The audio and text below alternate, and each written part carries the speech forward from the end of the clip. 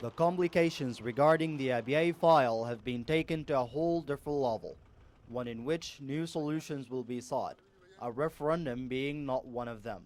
These are to be debated in a second round of negotiations in Addis Ababa at the end of this month. This is a situation that came into existence as a result of the failure of the last negotiations between the two parties, after it has apparently become hard for all the parties involved to reach an agreement regarding the details of implementing the ABA referendum, considering the short period of time remaining.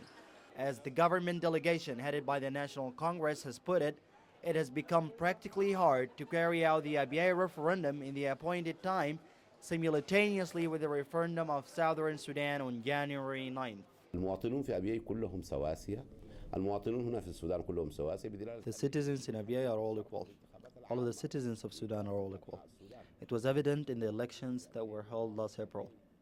So the citizens of Abyei are the ones who are entitled to vote and to decide the fate of Abyei and whether it would remain a part of Sudan, a part of Northern Sudan or Southern Sudan or not. That is something which is left for Abyei to cast its vote on. On the other hand, the Sudan's People's Liberation Movement considers any proposed solutions regarding Abyei unacceptable if they didn't originate from the Comprehensive Peace Agreement or the Abyei Protocol.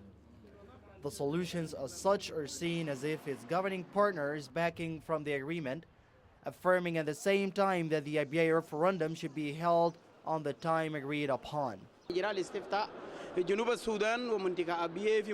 process of the referendum is supposed to be held on January 9th, 2011, both in Abyei and in Southern Sudan.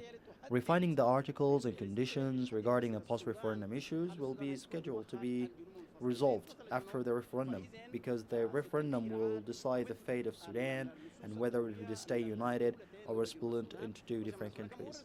In the meantime, the National Congress has reviewed a proposal by the Sudan's People's Liberation Movement regarding the deployment of United Nations forces between the North and the South, because it was agreed in the Comprehensive Peace Agreement that the United Nations Forces mission is monitoring the implementation of the agreement and the referendum. But deploying forces on the borders was not one of the articles or the conditions included. Despite the raging dispute around the issue of Abyei and the borders, the last meeting between the first Vice President Salva Kiir and Vice President Ali Usman Taha and their talk about participation in the upcoming negotiations about Abyei in Addis Ababa offers more than one reason to be optimistic. Negotiations that might lead to resolving one of the most extremely tangled issues between the two governing partners once and for all. Ahmed Sa'id Ahmed, Al Khurtum.